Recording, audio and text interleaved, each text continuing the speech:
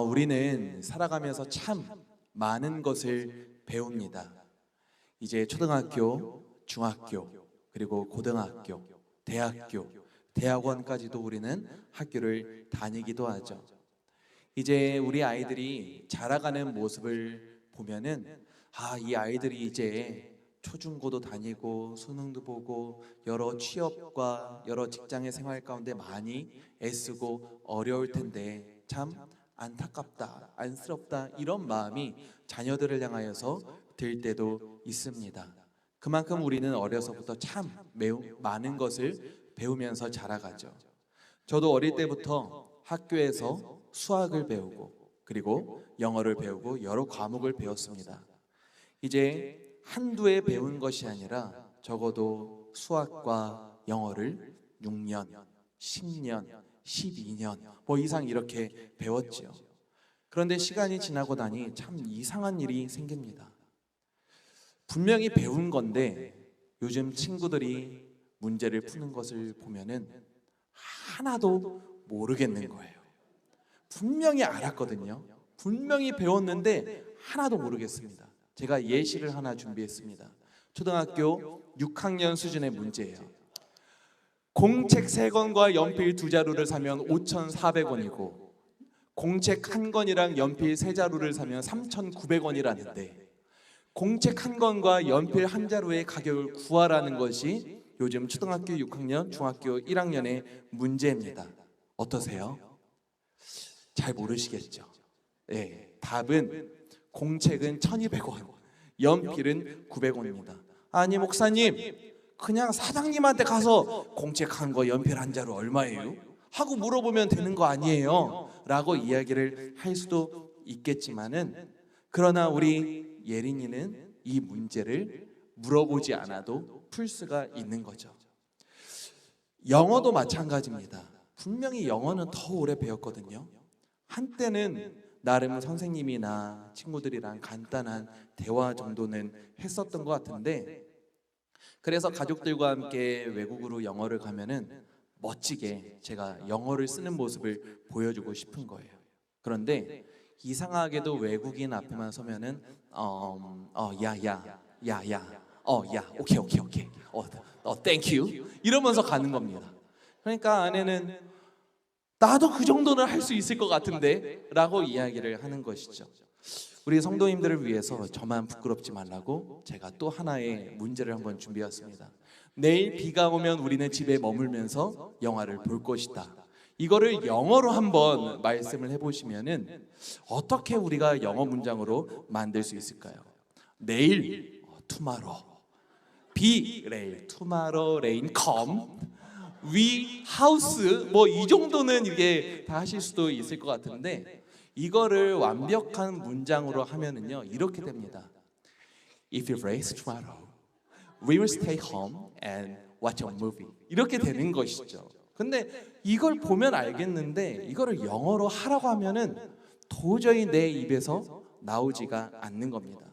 아니 목사님 팝하고 있으면은 요즘에는 다 할 수 있어요 라고 이제 이렇게 이야기를 하실 수도 있겠지만은 우리가 항상 이 팝하고 번역기를 갖고 다닐 수는 없는 겁니다.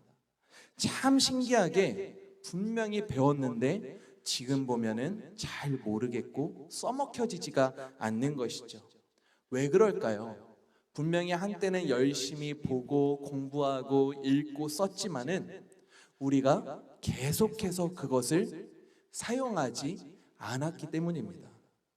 나의 삶에 적용하지 못하고 나의 삶에 체화되지 못한 지식은 결국에는 시간이 지남에 따라 사라지게 되는 것입니다. 신앙도 그렇습니다.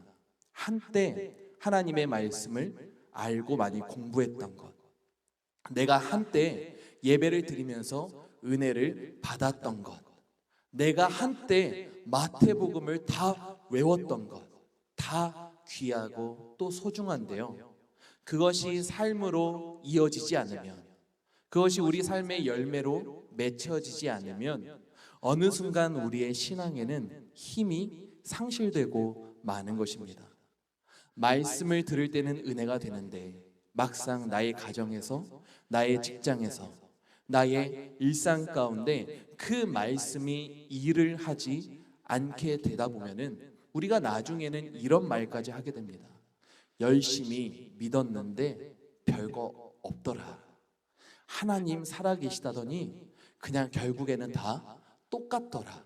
우리가 이런 고백을 하게 되는 겁니다.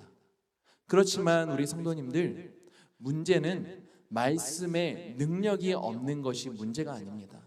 진짜 문제는 우리가 그 말씀을 내 삶에 붙들지 못하고 실제로 그 능력의 말씀을 따라 살지 못하는 것이 바로 문제인 것입니다. 예수님을 안다고 말하는 것과 예수님을 실제로 따르는 것에는 커다란 차이가 있습니다. 예수님을 믿는다고 고백하는 것과 예수님이 가시는 길을 함께 우리가 따라가는 것은 전혀 다른 별개의 문제라는 것이죠. 오늘 본문 바로 앞인 마가복음 8장 27절 말씀을 보면은 예수님이 제자들에게 아주 중요한 질문을 하십니다. 사람들이 나를 누구라고 하느냐? 이에 제자들은 대답합니다. 세례 요한이라 하고 더러는 엘리야라 하고 더러는 선지자 중에 하나라 하나이다. 사람들은 주님을 분명히 보고 그분의 말씀을 듣기도 했지만 예수님이 누구인지 정확하게 알지 못하고 있는 겁니다. 저마다 자기의 판단과 자기의 생각대로 예수님을 구별했습니다. 누군가는 선지자로, 누군가는 특별한 인물 정도로, 누군가는 능력이 있는 종교 지도자 정도로 예수님을 바라보았죠. 각자가 예수님을 자기의 생각과 판단 아래 예수님을 바라보고 있었던 겁니다. 그런데 예수님은 거기서 멈추지 않으시고요, 29절에서 이렇게 다시 물으십니다. 그러면 너희는 나를 누구라 하느냐? 그때 베드로가 대답합니다. 주는 그리스도이십니다. 참 놀라운 고백입니다. 사람들이 예수님을 모호하게 알고 있을 때 베드로는 예수님이 누구이신지를 분명하게 알고 고백하고 있는 겁니다. 그런데 문제는 그 다음이에요. 갑자기 베드로가 예수님을 붙잡고 항변하기 시작합니다. 주님, 그러시면 안 됩니다. 주님이 가시는 그 길은 가시면 안 됩니다. 왜 주님이 고난을 받아야 합니까? 라고 베드로가 주님을 붙잡고 항변하기 시작합니다. 베드로는 예수님을 모르는 사람이 아니었습니다. 베드로는 지금 분명히 주는 그리스도시라고 고백했습니다. 아직 예수님을 부인하지도 않았어요. 누구보다 먼저 주님을 메시아라고 고백한 사람이었습니다. 그런데 베드로는요, 예수님께 사단아 내 뒤로 물러가라, 이런 책망을 듣게 됩니다. 이유는 간단합니다. 베드로는 예수님을 믿었지만 여전히 자기 방식대로 믿고 있었기 때문입니다. 예수님을 따르겠다고 말했지만 결국엔 자기가 원하는 길과 방향성으로 예수님을 오히려 이끌어 가려고 했기 때문이에요. 예수님을 모르는 것도 무섭지만은 더 무서운 것은요, 예수님을 알고 믿는다고 하면서 내 방식대로 믿는 것이 우리가 더 두려워해야 할 것입니다. 입술로는 주는 그리스도이시라고 말하는데 실제로는 십자가를 지지 않는 예수님을 우리가 원하고 있는 거예요. 우리는 신앙생활을 하면서도 참 많이 고난 없는 제자의 길을 가기를 원하고요, 손해 없는 순종을 주님 앞에 고백하려고 하고요, 불편함 없는 거룩함을 하나님 앞에 보이려고 합니다. 주님이 이 질문을 하신 곳이 바로 어디냐면은 가이사랴 빌립보라고 하는 곳이었습니다. 이곳은 당시 황제 숭배와 이방 신앙이 판치고 있던 곳이었어요. 쉽게 말하면 그곳의 문화는 어떤 곳이었냐면요, 이것이 편하게 살 수 있는 길이야. 황제가 네가 붙들어야 할 진짜 주인이야 라고 외치던 공간이었어요. 바로 그런 자리에서 예수님은 사람들에게 너희는 나를 누구라 하느냐라고 물으시는 것입니다. 이 질문은 단순히 지식적인 테스트를 하기 위한 질문이 아니었어요. 너희가 정말 나를 주로 인정하고 생각하고 있는지, 정말 내가 너희의 삶이 기준이 되었는지, 정말 내 삶의 방향을 나에게 맡길 수 있는지를 지금 주님은 십자가를 지시기 전 제자들에게 묻고 계신 것입니다. 그래서 주님은 베드로의 고백 이후에 곧바로 제자도에 대해서 말씀하시는 거예요. 오늘 34절 말씀을 보면은 누구든지 나를 따라오려거든 자기를 부인하고 자기 십자가를 지고 나를 따를 것이니라 라고 주님은 말씀하십니다. 이들이 처한 문화 가운데 지금 주님이 하신 말씀은요, 삶의 가치관과 방향성을 전혀 새롭게 하시려고 하시는 충격적인 말씀이었습니다. 우리가 모르는 말씀이 아니었어요. 주님은 자기를 부인하라고 하십니다. 이 말은 나 자신을 미워하라는 것이 아니라, 나는 아무 가치 없는 사람이라고 여기라는 것이 아니라, 자기를 부인한다는 것은 내 인생의 주인의 자리에 내가 앉지 않겠다는 고백입니다. 쉽게 말하면 이런 거예요. 많은 사람들이 예수님을 믿는다고 하면서도 사실은 운전을 한다고 가정한다면요, 자꾸만 주님을 나의 운전석에 앉히는 것이 아니라 자꾸만 내 조수석에 앉히는 거예요. 운전도 내가 하고 방향도 내가 정하는 겁니다. 속도도 내가 원하는 대로 가고요, 내가 가고 싶은 대로 가는 거예요. 그러면서 주님이 내 옆에 계시니까 나는 주님과 함께 가고 있는 거야 라고 이야기를 하는 겁니다. 하지만 예수님을 따른다는 것은 그런 것이 아니에요. 주님을 내 조수석에 태우는 것이 아니라 내 삶의 운전대를 주님 앞에 내어드리는 것입니다. 주님, 이 길이 아닌 것 같은데요. 주님 너무 느린데요. 주님 너무 빠른데요. 하지만 그래도 주님이 그 운전대를 붙잡고 있으니 내 삶의 주인이신 주님을 믿고 내 삶의 방향성과 내 삶의 길을 주님 앞에 내어드리는 거예요. 이것이 내가 내 자기를 부인한다는 것입니다. 내 감정, 내 욕심, 나의 체면이 내 삶의 기준이 되는 것이 아니라 오직 주님의 말씀을 내 삶의 기준으로 삼는 것, 이것이 바로 자기를 부인하는 것입니다. 그리고 예수님은 자기 십자가를 지고 나를 따르라고 말씀하세요.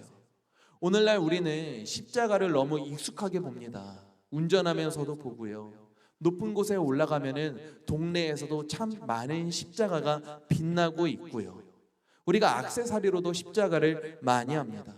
그러다 보니까 십자가를 봐도 이제는 아무런 감흥이 없어요. 십자가네 정도로 끝나는 겁니다. 하지만 예수님 당시 십자가는 어떤 의미였냐면요, 십자가는 가장 수치스럽고 고통스럽고 피하고 싶은 처형의 도구였습니다. 누군가에게 자기 십자가를 져야 한다라고 말씀하신 이 주님의 말씀은요, 오늘날 우리가 내 십자가를 져야 되는구나 라고 생각하는 것보다 사람들에게는 놀랍도록 충격적인 말씀이었어요. 나보고 지금 죽으라는 건가? 나보고 지금 저 죄인을 죽이는 처형의 대상이 되라는 건가? 라는 것처럼 들릴 수 있는 것입니다. 주님의 의도는 나를 따르려면은 세상이 보기에는 손해 같고 부끄러워 보이고 불편하고 피하고 싶은 길까지도 감당할 수 있어야 함을 제자들에게 또 우리에게 말씀하고 계신 것입니다. 여기서 우리가 꼭 기억해야 할 것이 하나 있다면, 때때로 우리는 인생의 고난을 만나면은 이렇게 표현할 때가 있어요. 이것이 하나님이 나에게 주신 십자가인가 보다 라고 이렇게 표현할 때가 있죠. 하지만 모든 고생이 다 십자가가 아닙니다.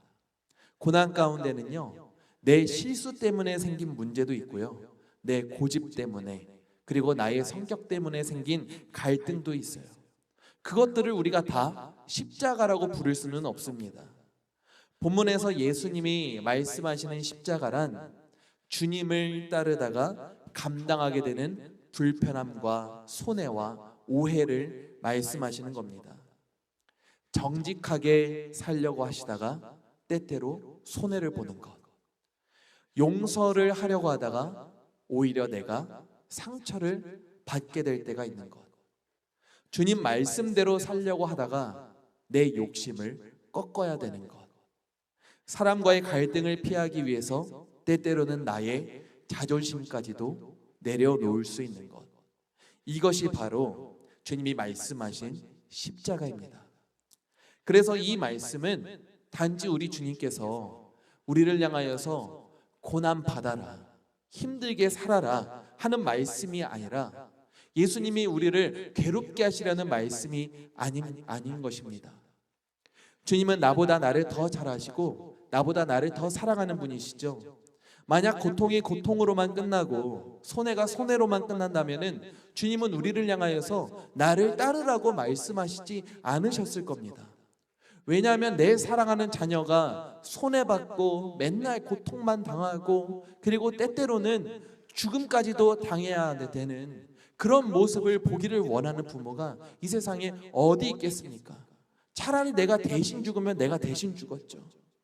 나를 살리려고 대신 죽음과 고통을 당하신 분이 어떻게 나에게 자기 십자가를 지고 너희도 고통을 당하고 너희는 자기를 부인하는 삶을 살기만 해야 한다라고 말씀하실 수가 있겠냐고요. 오히려 주님은 내가 나를 붙들려고 하면 결국 내 생명을 잃게 되고 주님 앞에 나를 맡기면 비로소 내가 살 수 있다는 것을 알고 계셨기 때문에 우리를 향하여서 이와 같이 말씀하시는 것입니다. 그래서 주님은 35절에서 이렇게 말씀하십니다. 누구든지 자기 목숨을 구원하고자 하면 잃을 것이요 누구든지 나와 복음을 위하여 자기 목숨을 잃으면 구원하리라. 이 말씀은 참 역설적인 말씀입니다. 붙들려고 하면 잃어버리고 내려놓으려고 하면은 결국 얻게 될 것이라는 말씀이시죠. 왜 그럴까요? 내가 내 힘으로 내 삶을, 내 인생을 지키려고 하면 지키려고 할수록 내 자신의 연약함과 불안함과 더러움 때문에 결국 나는 더 불안해지고 더 욕심을 부리고 더 큰 손해를 당하게 되기 때문입니다. 반대로 주님 앞에 내 삶을 맡기면은 비로소 우리는 진짜 생명을 경험하게 됩니다. 주님이 말씀하신 목숨이란 단순히 육체의 생명만을 말하는 것이 아니라 나의 존재, 나의 가치, 그리고 나의 영원한 생명을 주님은 말씀하고 계시는 겁니다. 그러니까 예수님의 말씀은 이런 뜻인 것이죠. 사랑하는 나의 자녀야, 네가 세상을 다 얻는다고 해도 그 생명을 잃으면 너에게 무슨 유익이 있겠느냐. 내가 이 땅 가운데서 많은 것을 누린다고 할지라도 내 삶의 끝에 하나님 앞에 내가 설 수 없다면 그 삶에 어떠한 만족이 있겠느냐라고 주님은 말씀하시는 것입니다. 맞습니다. 세상은 예수님을 따르지 않고도 어느 정도 성공할 수 있습니다. 내가 내 삶의 주인이라고 말하는 것이 오히려 더 당당해 보이고 더 잘 사는 것처럼 보일 수 있는 것이 세상입니다. 때때로는 편법을 쓰고 때때로는 거짓말도 할 줄 알아야 우리는 세상의 성공을 앞당길 수 있는 것처럼 느끼기도 합니다. 그런데 예수님은 결국 이렇게 물으시는 거예요. 그래서 결국 네가 무엇을 얻었느냐? 그렇게 살아서 너에게 남는 것이 무엇이냐라고 주님은 말씀하고 계시는 것입니다. 사랑하는 성도님들, 주님은 우리가 온 천하를 얻고도 내 생명을 잃으면 무슨 유익이 있겠느냐라고 우리에게 말씀하십니다.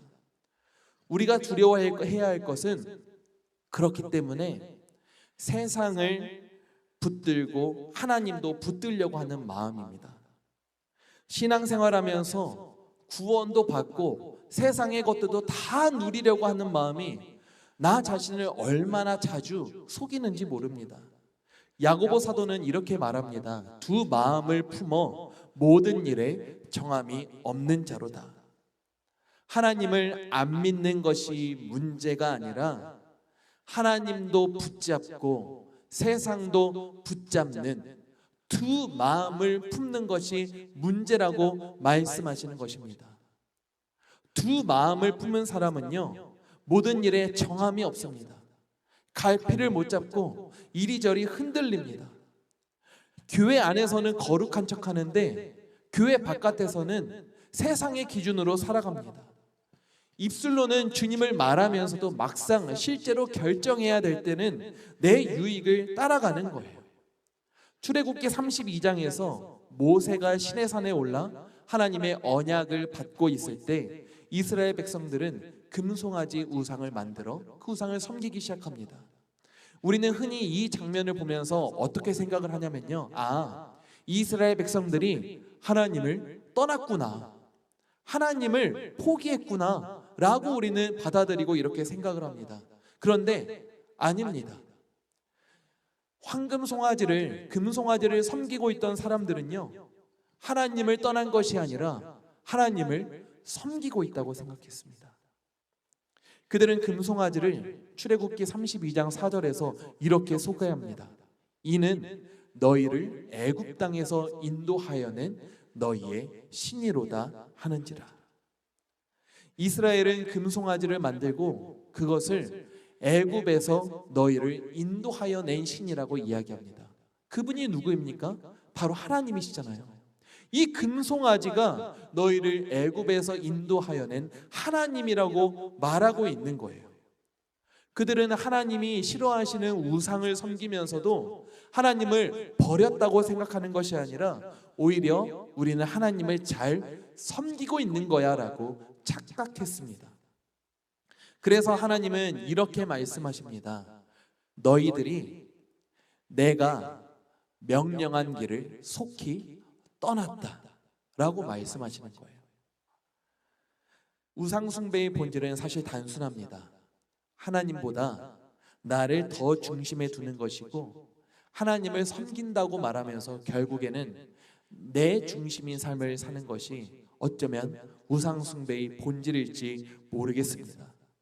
저는 오늘 말씀을 준비하면서 처음에는 우리 한국교회에 있는 여러 가지 악한 모습들을 작성을 했습니다. 나쁜 목사님들을 적기도 했어요. 또 예전에는 성경 말씀을 읽으면서 우상을 섬기는 이 이스라엘을 비판했고 또 주님을 못 박은 로마 병정들을 비난했습니다. 그런데 이렇게 적다 보니까 오히려 나에게 찔림이 다가옵니다. 그 사람들의 연약함과 죄의 모습들이 나에게도 동일하게 있고요. 그뿐만이 아니라도 여전히 내 안에도 두 마음이 동일하게 있는 겁니다. 저도 예수님을 떠나고 싶지 않습니다. 저도 예수님을 믿어요. 그런데 예수님을 믿으면서도 그와 동시에 그냥 적당히 세상 가운데서 누릴 수 있는 것은 누리고 구원은 보장받으면서도 이 세상에서 이 육신의 즐거움도 포기하고 싶지 않은 그런 마음이 나에게도 동일하게 있습니다. 신앙의 언어는 있는데 삶의 선택은 아직도 내 욕심에 가까울 때가 얼마나 많이 있는지 모릅니다.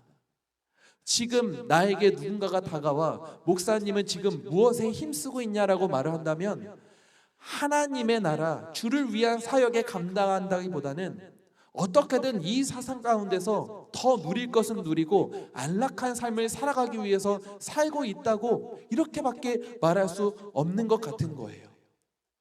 교회 안에서의 나와 교회 바깥에서의 내가 너무도 다름을 느끼게 됩니다. 성도님들도 그렇게 느낄 때가 있지 않으신가요? 우리도 마음 한켠에는 다 알고 있습니다. 여러분들도 다 알고 계실 거예요. 정직해야 한다는 거 다 알고 있는데 정직하기가 얼마나 어렵습니까? 하나님 앞에 나의 물질을 드릴 때도 물질 앞에서 우리가 정직하기가 얼마나 어려운지 모릅니다. 용서해야 한다는 거 모르는 사람이 어디 있어요? 근데 용서하기가 그렇게 어렵습니다. 상대방이 나에게 사과하지 않으면 오히려 화가 나는 거예요. 거룩하게 살아야 한다는 거 모르는 사람이 어디 있습니까? 그런데 하나님의 말씀대로 살아가기가 너무도 어려운 겁니다. 그런데 또 하나님께서 나에게 주시는 위로와 감사할 수 있는 부분은 성경 말씀을 보면서 보게 되는 예수님의 제자들도 다 똑같았다는 거예요.